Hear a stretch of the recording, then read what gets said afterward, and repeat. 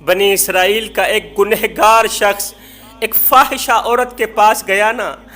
گناہ کرنے کے بعد، زنا کرنے کے بعد غسل کے لیے ایک نہر میں اترا۔ جیسے ہی پانی کے اندر گیا تو پانی نے اسے کہا، او کم بخت انسان، اتنا بڑا گناہ کرتے ہوئے تجھے شرم نہ آئی؟ اور تجھے پتہ نہیں ہے جب ایک انسان کسی عورت کے ساتھ زنا کرنے کے بعد جب غسل کرتا ہے، غسل کے دوران اس کے جسم پر گزرا پانی کا ایک ایک قطرہ اس پر لعنت کرتے ہوئے جب زمین پر جاتا ہے تو وہی ٹکڑا کانپ اٹھتا ہے، رو کر کہتا ہے، ہائے اللہ، ایک بار پھر سے کس نے مجھے پلید کر دیا۔ اور جب انسان زنا کر رہا ہوتا ہے اس وقت وہ ایمان سے خالی ہو جاتا ہے، اس کے اندر ایمان بالکل بھی نہیں رہتا۔ اور سنو، زنا جیسے گناہ کے دوران اگر موت کا فرشتہ آ گیا، اگر موت کا فرشتہ آ گیا، روح نکال کے چلا گیا، تو یاد رکھنا قیامت تک دردناک عذاب میں مبتلا رہو گے۔ او کم بخت،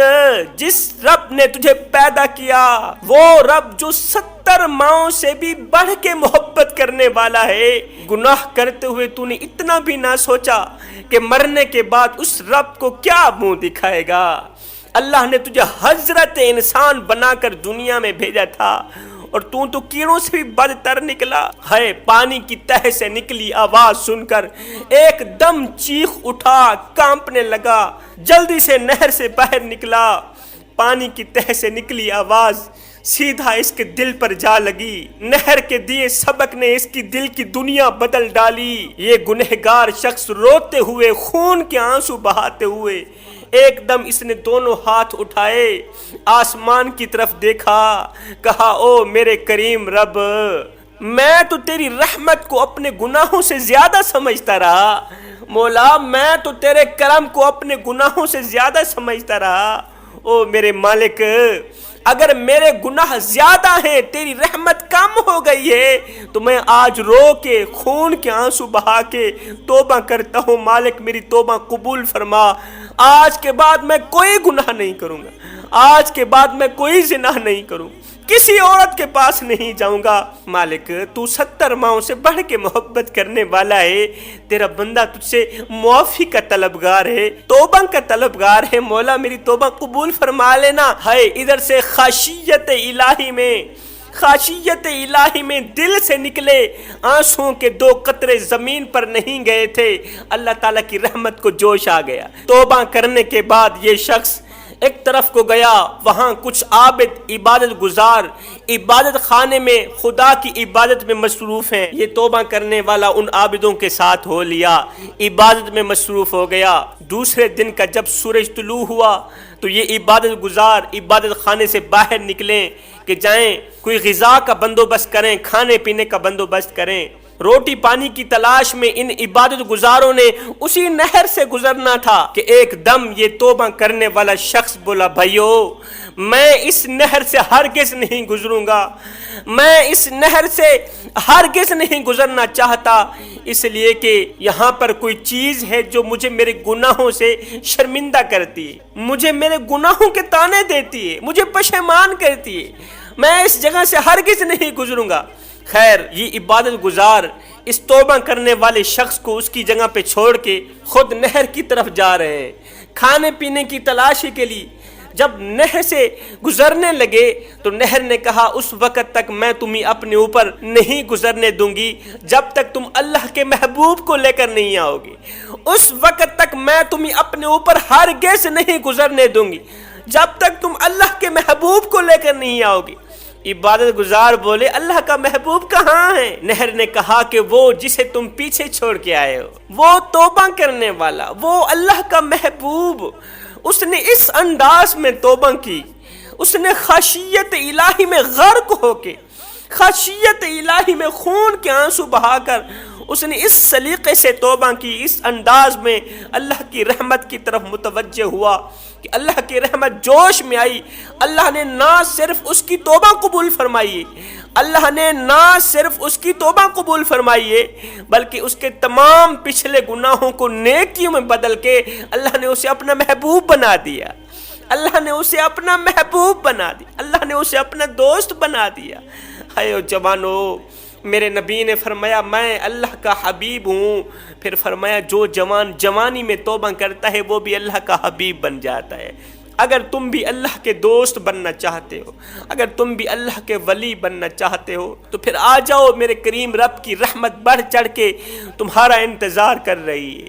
تمہارے استقبال کے لیے کھڑی ہے۔ ایک بار تو اس کی چوکھٹ پہ آ کر تو دیکھ، ایک بار دامن پھیلا کر تو دیکھ۔ میرا اللہ فرماتا ہے، میرے بندے تیرا میرا تو ویسے ہی خاص تعلق ہے، اس لیے کہ تو میرے حبیب کا امتی ہے۔ ایک بار تو میری چوکھٹ پہ آ کر تو دیکھ، اے بخشش کی حد نہ کر دوں مجھے رب العالمین بھی نہ کہنا، بخشش کی انتہا نہ کر دوں مجھے رب العالمین بھی نہ کہنا۔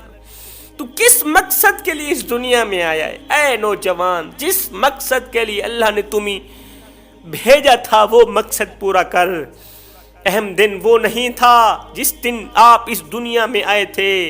بھائیو، اہم دن تو وہ دن ہوگا جب تم لوگ یہ جان لوگے کہ تمہارا اس دنیا میں آنے کا مقصد کیا تھا۔ ایک ہی مقصد تھا کہ ہم اپنی ساری زندگی نبی نبی کرنے میں بسر کر دیتے، ساری زندگی نبی نبی کرنے میں گزار دیتے۔ جوانو خدارا اٹھو تو نبی نبی کرتے ہوئے، زندگی کا اصلی مقصد بھی یہی ہے، اٹھو تو بس نبی نبی کرتے ہوئے، بیٹھو تو بس نبی نبی کرتے ہوئے، چلو تو نبی نبی کرتے ہوئے، پھرو تو نبی نبی کرتے ہوئے، مسجد میں آؤ تو نبی نبی کرتے ہوئے، پڑھنے کے لیے قرآن اٹھاؤ تو نبی نبی کرتے ہوئے، اللہ سے مانگنے کے لیے، رزق مانگنے کے لیے، اولاد مانگنے کے لیے، صحت مانگنے کے لیے، شفا مانگنے کے لیے اللہ کی طرف ہاتھ اٹھاؤ تو نبی نبی کرتے ہوئے، درود پڑھتے ہوئے، وہ ساری زندگی نبی نبی کرنے میں گزار دو، ساری زندگی نبی نبی کرنے میں گزار دو، یہاں تک کہ جب موت کا فرشتہ تمہاری روح نکالنے آئے اس وقت بھی نبی نبی کے ترانے تمہاری زبان پہ جاری ہوں، یہاں تک کہ جب تمہارے عزیز و اقارب تمہیں قبر کی اندھیری کوٹھڑی میں تنہا اکیلا چھوڑ کے واپس چلے جائیں تو اس وقت تمہاری قبر کی مٹی بول اٹھے کیا کہ قبر میں جو مشکل کشا آ گیا، مجھے موت میں بھی مزہ آ گیا۔ ارے سرانے پہ بیٹھے جو دیکھا نبی کو، نکیرین کو بھی حیا آ گیا۔ جس نبی نے ہمیں قبر میں بچانا ہے، ہمیں حشر میں بچانا ہے، اس نبی کا دامن پکڑو، اس نبی کا دامن پکڑ لو، انشاءاللہ پھر دیکھنا تمہارا ہر ایک قدم نیک اعمال کی طرف جائے گا، پھر تمہارا ہر ایک پیر، ہر ایک قدم ان کاموں کی طرف جائے گا جو کام اللہ کو بھی پسند ہے، اس کے رسول کو بھی پسند ہے۔ جنگ احد میں ایک عورت کو پتہ چلا کہ میرے نبی کا ایک دانت مبارک شہید ہو گیا، میرے نبی کا ایک دانت مبارک شہید ہو گیا ہے۔ جیسے ہی عورت کو خبر ملی، عورت اپنے گھر سے اٹھی، گھر کو اکیلا چھوڑ کے، گھر کو تالا لگانا بھی بھول گئی، گھر سے نکلی، میدان احد کی طرف بھاگتی دوڑتی چلی جا رہی، میدان احد کی طرف بھاگ رہی ہے، یہ پکار رہی ہے، لوگو میں نے سنا ہے کہ میرے نبی کا دانت مبارک شہید ہو گیا ہے، میں نے سنا ہے کہ میرے نبی کا دانت مبارک شہید ہو گیا ہے، لوگو مجھے بتاؤ تو صحیح، کیا یہ سچ ہے؟ کیا واقعی میرے نبی کا دانت مبارک شہید ہو گیا؟ میرے نبی درد میں ہیں؟ کیا واقعی میرے نبی تکلیف میں مبتلا ہے؟ ہائے میں مر گئی، اللہ میرے نبی کو تو کچھ نہ ہو۔ میدان احد کی طرف دوڑتی بھاگتی چلی جا رہی ہے، آگے ایک شخص آ رہا تھا، اس نے کہا کہ تیرا بیٹا زندگی موت کی جنگ لڑ رہا ہے، جنگ کے دوران کسی کافر نے وار کیا، تیرا بیٹا شدید زخمی ہے، زخموں سے چور چور ہے، خون سے آلودہ ہے، تیرا بیٹا زندگی موت کی جنگ لڑ رہا ہے۔ اس عورت نے کہا مجھے میرے بیٹے کی بات مت کرو، جو میں پوچھ رہی ہوں وہ بتاؤ کہ میرے نبی کا کیا حال ہے۔ تھوڑا آگے گئی، کسی نے کہا آپ کا شوہر زخموں کی تاب نہیں لا رہا، چیخ رہا ہے، چلا رہا ہے بیچارہ، اس کو بچانے کے لیے جاؤ۔ اس نے کہا مجھے میرے شوہر کی بات مت کرو، یہ بتاؤ کہ میرے نبی کا کیسا حال ہے۔ ہائے کتنی محبت ہے نبی کے ساتھ، میں کہتا ہوں یہ محبت نہیں، یہ تو مودت ہے۔ جس طرح مچھلی کو پانی کے ساتھ مودت ہے کہ مچھلی پانی کے بغیر نہیں رہ سکتی، اور جس طرح مچھلی پانی کے بغیر نہیں رہ سکتی، اس طرح صحابہ بھی نبی کے بغیر ہرگز نہیں رہ سکتے۔ نبی کے بغیر صحابہ کا جینا محال ہے، جس طرح تو اور میں پانی کے بغیر نہیں رہ سکتے، اس طرح صحابہ نبی کے بغیر نہیں رہ سکتے تھے۔ یہ عورت نبی نبی کرتے ہوئے تھوڑا آگے گئی، کسی نے کہا کہ آپ کا جو 30 سالہ نوجوان بھائی ہے وہ پانی پانی کر رہا ہے، زخموں سے چور چور چور ہے، خون آلودہ ہے، زندگی موت کی جنگ لڑ رہا ہے، تڑپ رہا ہے بیچارہ، پانی پانی کر رہا ہے، بھاگو دوڑو اسے پانی دو، بھائی کو پانی دو۔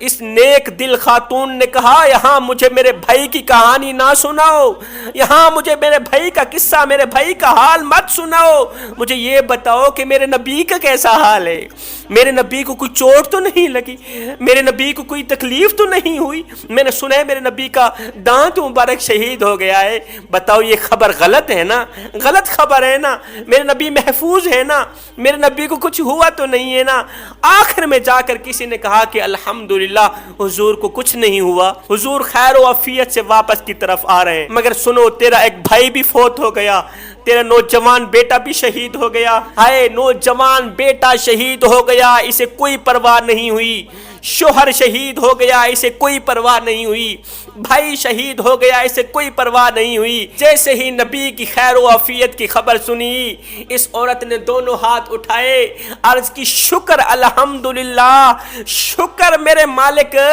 جو میرے سونے محمد تو مر گیا اتر گیا، جو میرے نبی تو مر گیا بس وہی تر گیا۔ کہا میں نے تو بیٹے کو پیدا بھی اس لیے کیا تھا کہ تو نے جب بھی قربان ہونا ہے میرے محمد دے نام تو قربان ہونا ہے، تو نے جب بھی شہید ہونا ہے دین کے نام پہ شہید ہونا ہے۔ وہ تھی اسلام کی مقدس شہزادیاں جن کی گود میں اسلام پلتا تھا، وہ تھی اسلام کی مقدس شہزادیاں جن کی گود میں بچے نہیں پلتے تھے، اسلام پلتا تھا، جن کی گود میں پلنے والے بچوں پر اسلام فخر کرتا تھا، اسلام رشک کرتا تھا۔ آج کل کی مائیں بھی ہیں، ایک طرف بچے کو دودھ پلا رہی ہیں، دوسری طرف فحش فلمیں کی طرف نظریں جمی ہوئی ہیں۔ مجھے بتاؤ ایک ماں ایک طرف بچے کو دودھ پلا رہی ہو، دوسری طرف نظریں فلموں کی طرف جمی ہوئی ہوں، ایسی ماں کی کوکھ سے جنم دینے والے بچے فلمی ایکٹر تو بن سکتے ہیں، وقت کے غوث نہیں بن سکتے، فلمی ایکٹر تو بن سکتے ہیں، وقت کے بایزید نہیں بن سکتے۔ میں دعا کرتا ہوں مالک ہمیں دین کے نام پر مر مٹنے کی توفیق عطا فرمائے۔